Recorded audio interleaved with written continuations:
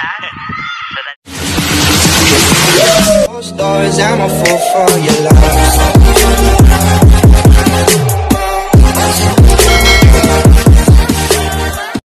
Good day mga ka-sports natin dyan. Farm Fresh Foxies versus Choco Mucho. Mainit ang labanan ngayon sa set 1 pa lamang. Kapwa nga ang dalawang team na ito ay kumpiyansa na gusto ipanalo ang kanilang laban.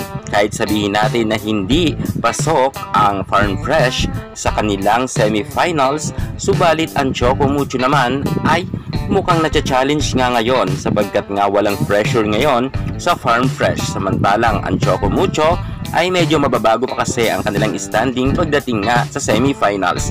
Bagamat pasok naman sila sa semis, pero ang standing nga nito ay makaka-apekto.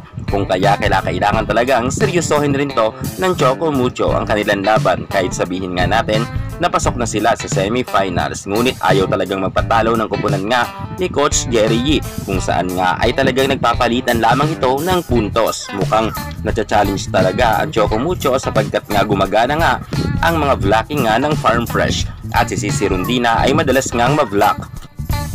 Sobrang dikit talaga ng score sapagkat mainit nga ngayon itong si Trisha Tubo. Samantalang mga ka-sports natin dyan, mas pinatindi pa talaga ng Choco Mucho ang kanilang lineup sapagkat narito naman si Boss Dina Wong.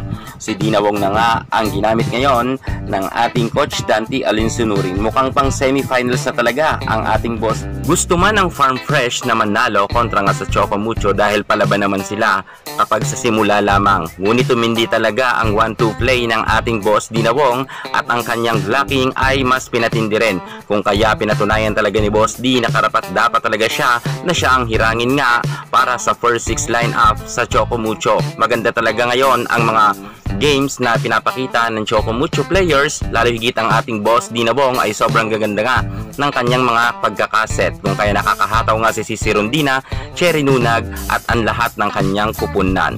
At syempre, problemado naman dito ang Farm Fresh at kahit nga sila mag-time out ay wala pa rin silang magagawa. Dahil nga mainit na mainit talaga ngayon ang Choco Mucho at gusto nga nilang bumawi dahil nga sa kanilang pagkakatalo kontra nga sa Creamline. At eto na nga, kung bumalik na ang dating angking kagalingan ng Choco Mucho kung saan nga tinambakan nga nila ng gusto ang Farm Fresh at 11 na puntos nga ang puntos lamang na itinimbak nila sa Farm Fresh. Grabe talaga ang Choco Mucho ngayon. Iba ang gising nila at talagang ayaw nilang bigyang pagkakataon na manalo ang Farm Fresh. Nagtapos nga ang kanilang laban sa score na 25-15. Lamang nga ng 10 puntos ang Choco Mucho. Congratulations, Boss D!